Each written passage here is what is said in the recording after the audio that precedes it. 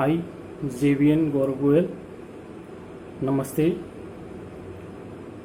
हमेशा खुश रहो बिटिया. Today we are going to discuss about this session, tissue inhomogeneity, which is particularly important for radiation therapy or treatment planning. So this is a important topic for BSc 6M hospital administration in radiotherapy. Let we start. First, application of standard isodose charts and depth dose tables assume homogeneous unit density medium. In a patient, however, the beam made transverse layers of fat, bone, muscle, lung, and air.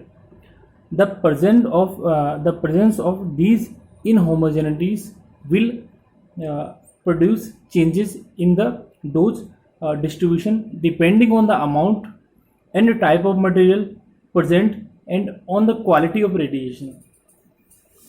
So the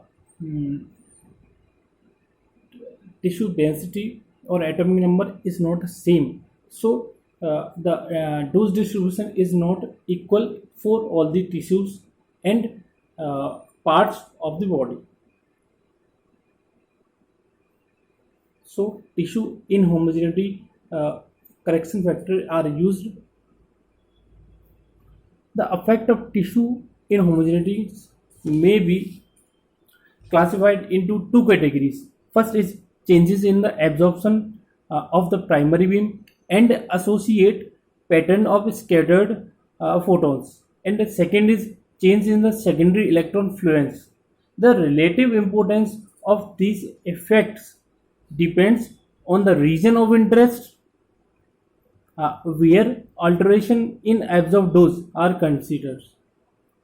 Where the alteration or changes in the absorbed dose is considered 4 points that lies beyond the inhomogeneities.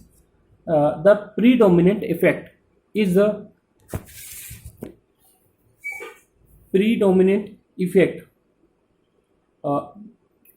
attenuation of the primary beam, changes in the associated photon scatter distribution, alter the dose distribution more strongly near the inhomogeneity than further beyond it. The changes in the secondary electron fluence, on the other hand, affect the dose in the tissue within the inhomogeneity and at the boundaries. For the X-ray beam, in the megavoltage range, where Compton effect is predominant mode of interaction, the attenuation of the beam in any medium is governed by electron density, number of electron per volume. Thus, an effective depth can be used for calculating transmission through non-water equivalent material. However, close to the boundaries or interface, the distribution is more complex. For example, for megavoltage beam, there may be loss of electronic equilibrium close to the boundaries of low density material or air cavities. The topic tissue inhomogeneities is over, where we have studied about the dose distribution in a treatment of a patient. Is dose distribution in the patient in different tissue is unique and different dose is occurred or absorbed by the tissues. So tissue inhomogeneity is a factor that affects the treatment. Okay, thank you. The tissue inhomogeneity session is over. This session is powered by Digital Version 2.0, Jayati Vidyapeeth Women's University, Jaipur. Thank you.